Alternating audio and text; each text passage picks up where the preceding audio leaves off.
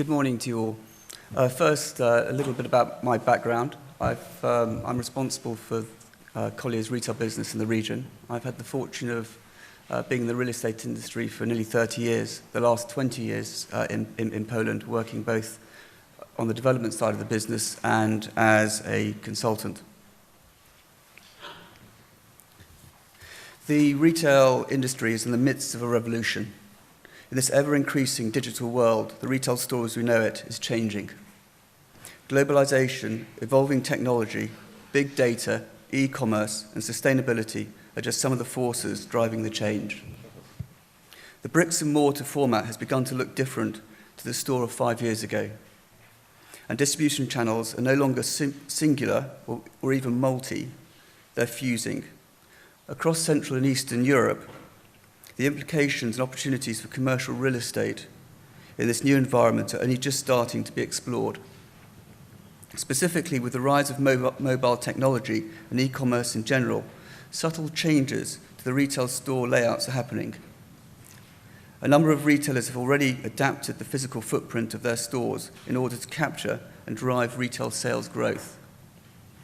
In this presentation, I'd like to look at how people are spending their money as it relates to e-commerce or online versus the traditional expenditure in bricks and mortar shops, how retailers are adapting their offer, and finally, I'll look at how real estate is adapting to these changes. E-commerce is the fastest growing retail market in Europe. According to the Centre for Retail Research, sales in the UK, Germany, France, Sweden, the Netherlands, Italy, Poland, and Spain are expected to reach a combined total of 167 billion euros in 2014.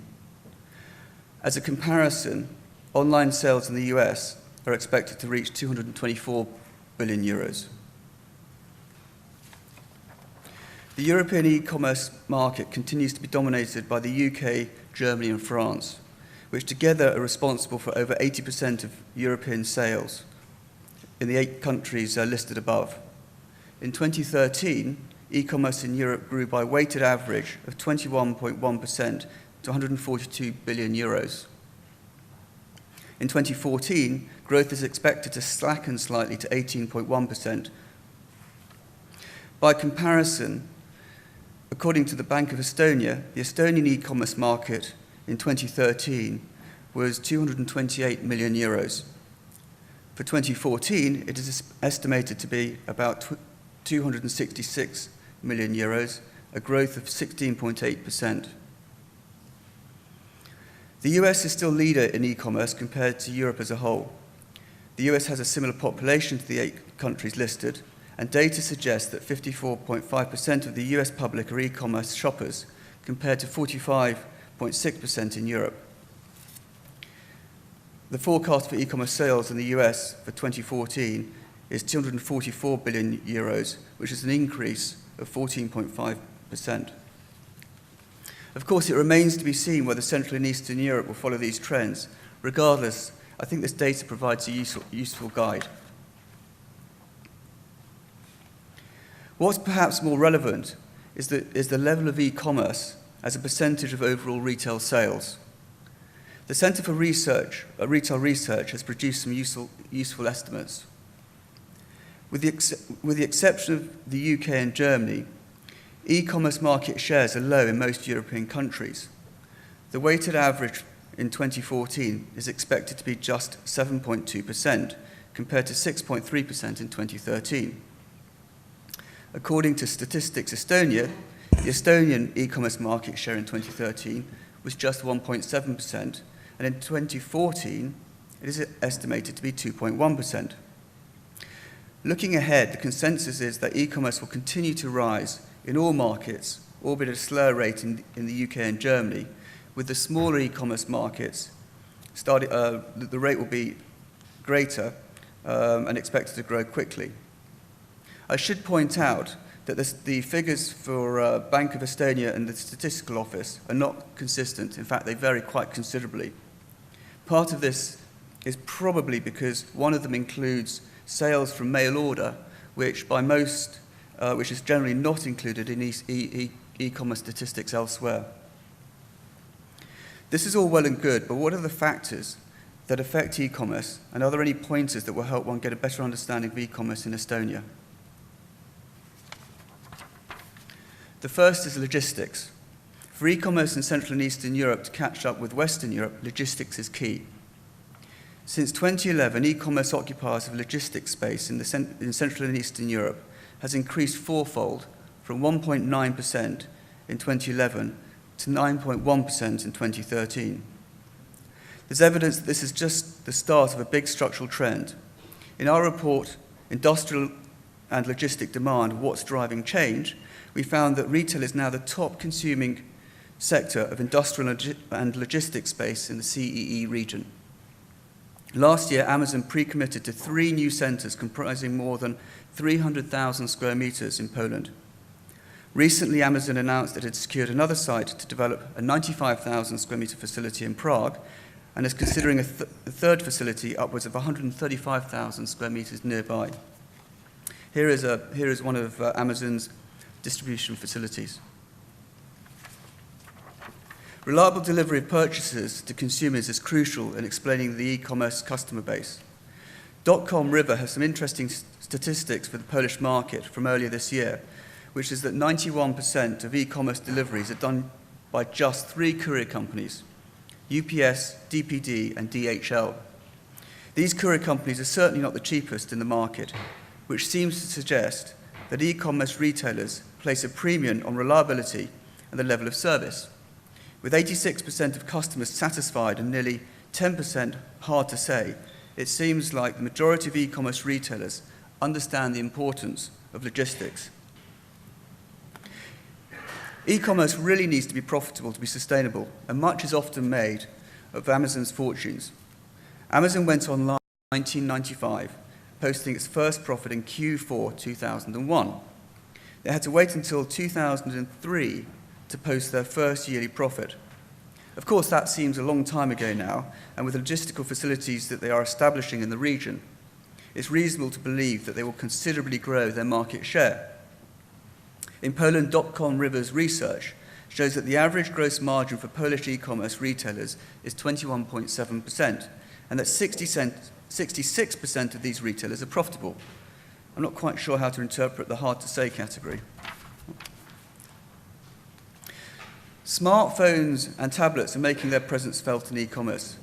In what is becoming known as m-commerce, online orders made using mobile technology, that's smartphones and tablets, in 2013 were 8% of all e-commerce sales in Europe, but as high as 13.8% in the US. The percentages for browsing were much higher, where between 1/3 and 45% of retail website visits was done on mobiles. In 2014, e-commerce retail sales made by mobile phones is expected to grow in the UK by 62%. So how are retailers adapting to e-commerce?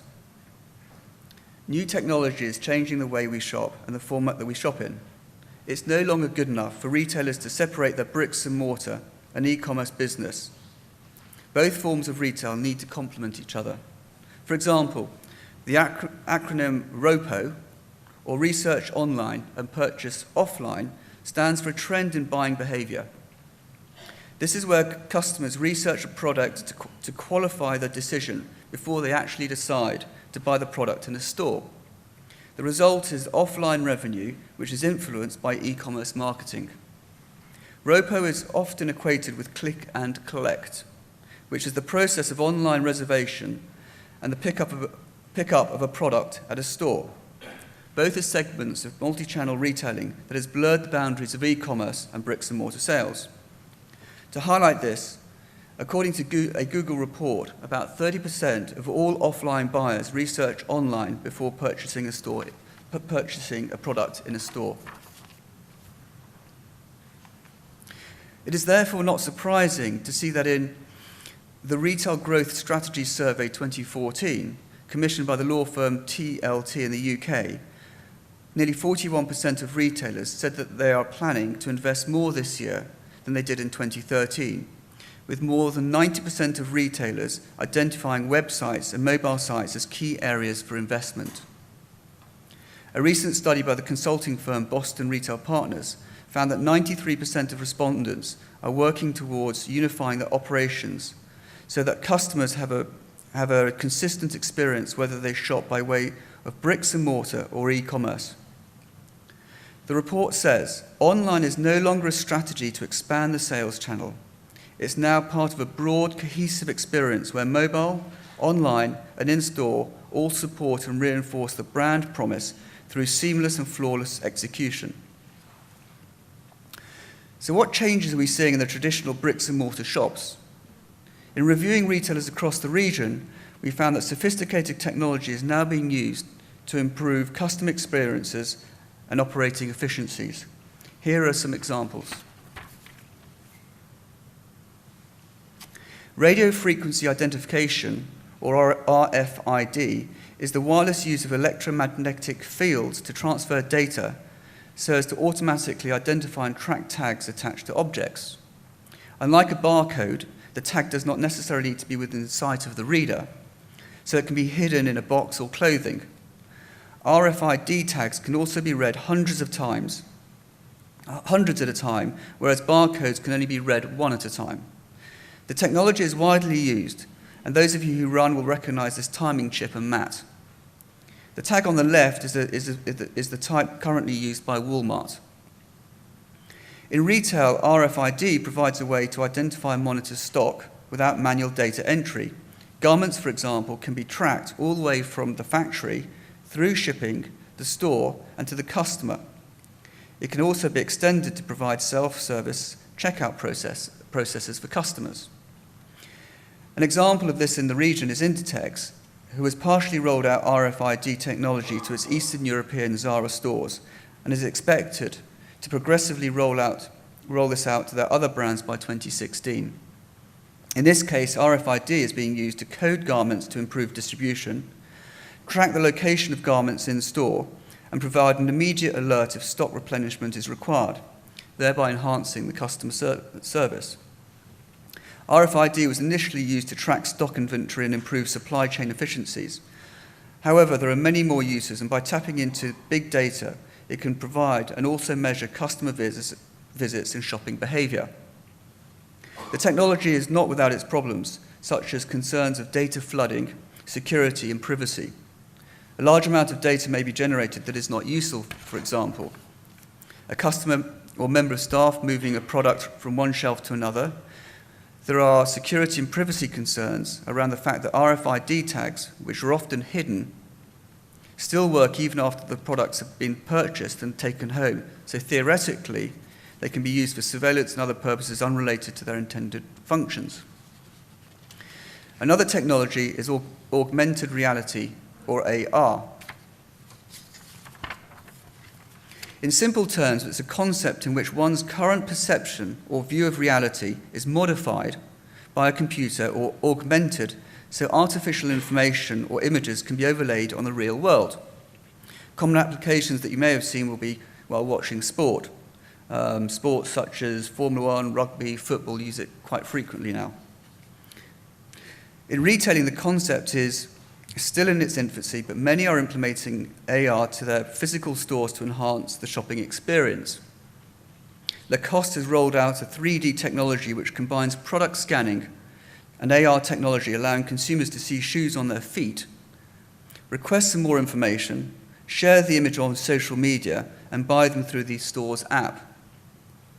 IKEA released a catalogue in Europe earlier this year, which allowed one to preview selected furniture in 3D, and for the first time use a smartphone or tablet to see how the digital item would look in one's house. Topshop is testing an application in Moscow offering a virtual fitting room, while Ray-Ban has a virtual mirror where you can try on sunglasses. These are examples of how retailers are using sophisticated technology. But what about shopping centre owners, and how is e-commerce and this technology going to drive change in traditional retail formats as we know it? Firstly, there is the technology. In the main, I'd say that shopping centre owners need to catch up with retailers. I'd even go as far as say some owners appear to be fighting e-commerce. This is not going away, so surely it makes sense to work with retailers and to provide this cross or omni-channel experience. For example, some shopping centres in the region now provide free Wi-Fi, but I'm surprised at the number that don't. There's probably no easier way to attract the younger generation who are keen to reduce their mobile download costs by providing free Wi-Fi.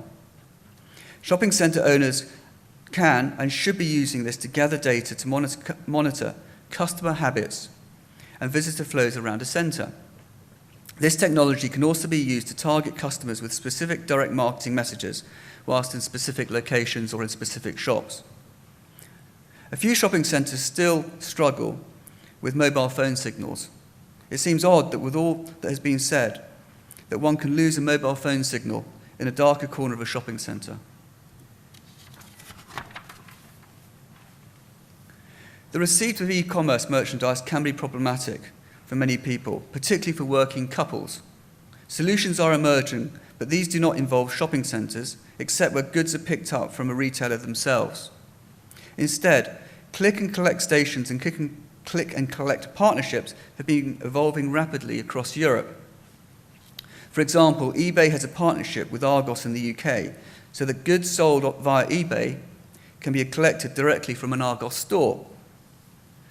Zoot Online in the Czech and Slovak republics has a similar service, offering collection points that includes locations in some of the main railway stations.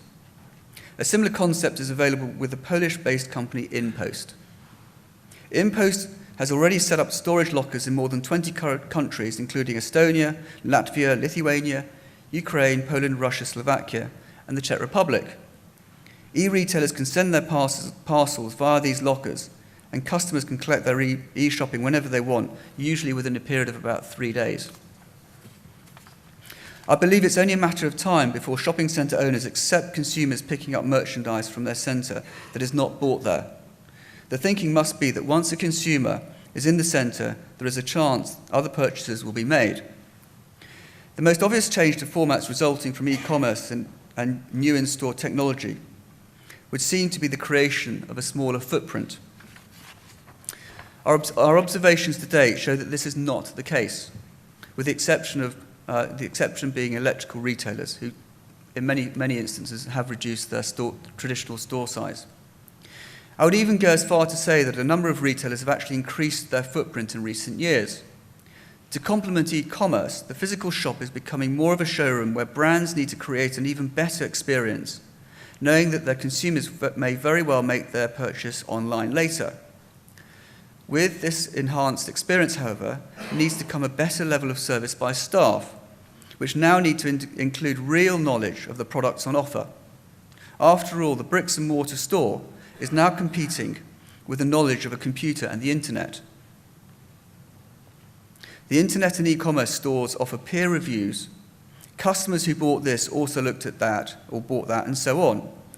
A disinterested student working part-time in a shop will come up short compared to many e-commerce experiences.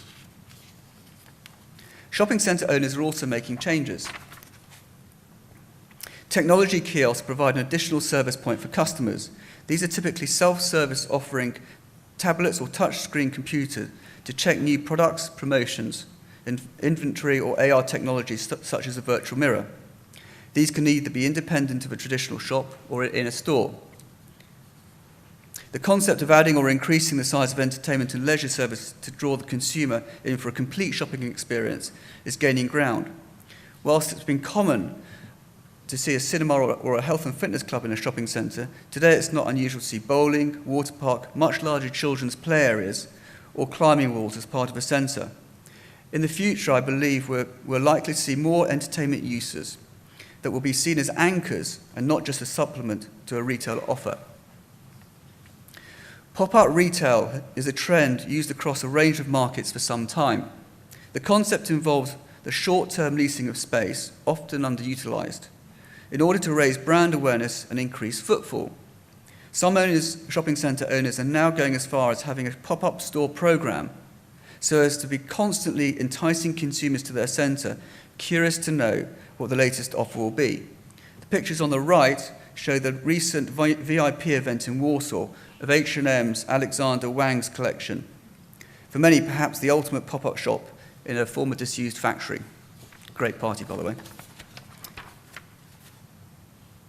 To date, e-commerce has not had a negative impact on the values of traditional bricks and mortar, surprisingly. Our recent investment report, If I Were a Rich Man, highlights that the best performing real estate sector in the region between 2009 and 2014 was retail, producing total returns of 10% compared to 8% for offices and around 7% for industrial. Retail remains highly attractive, with many prime high streets attracting premiums for the best locations. Equally, dominant shopping centres are rarely traded, with holding periods now stretching to beyond 7.5 years.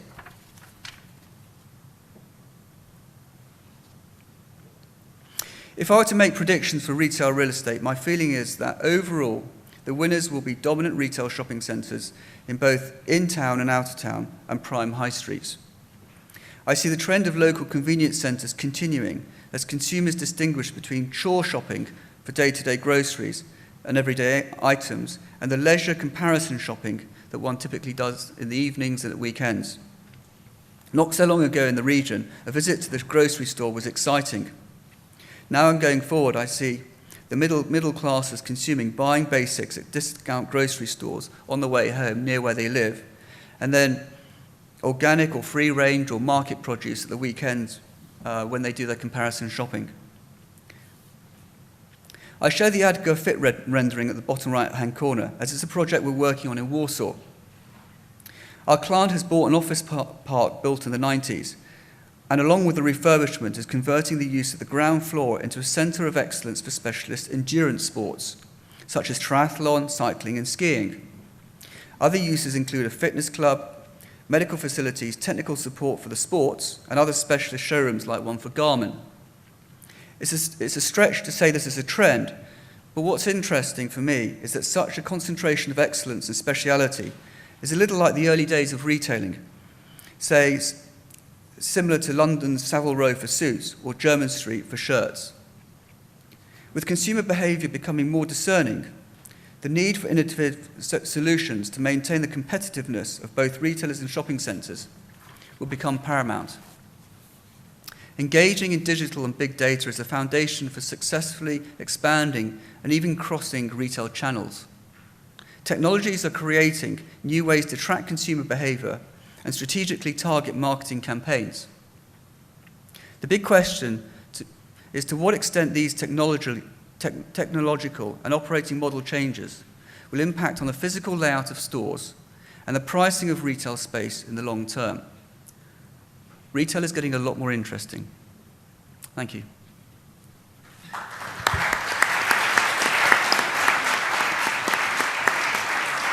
Thank you, Mr. Sean Briggs. And is there any questions from the audience?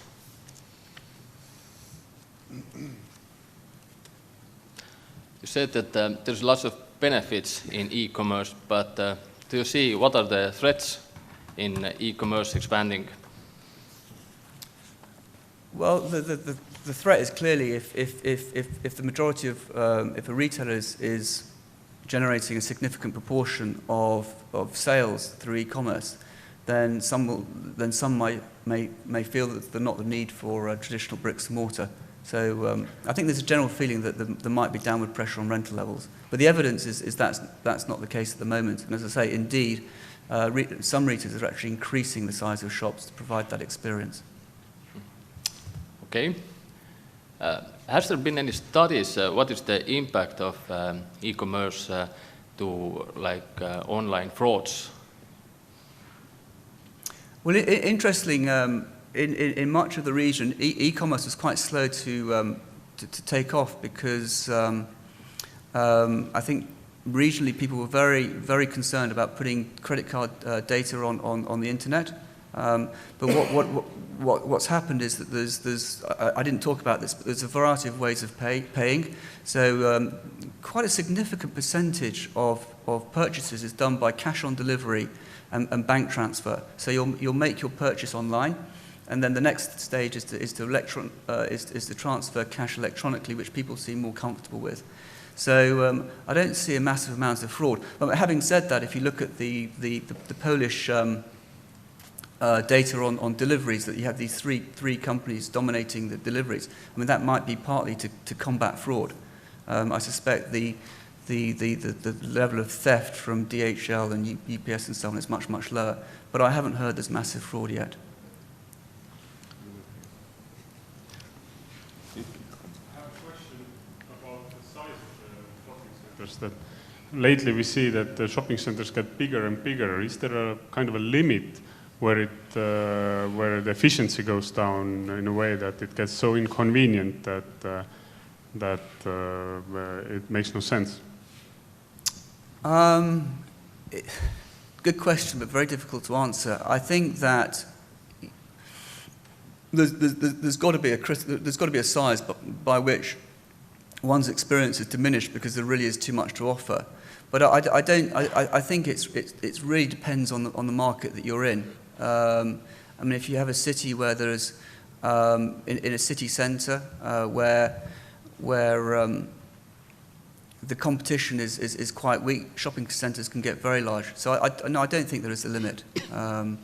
There's probably a limit to the percentage of retail you can put in various categories, because it is quite easy to get to a saturation point in, for say, I don't know, food and beverage or jewellery shops. So no, there is a limit in certain categories, but overall, no, I think it's more limited to do with the number of retailers in any given market. Okay, if there's no any more questions, then thank you, Mr. Sean Briggs. Thank you very much.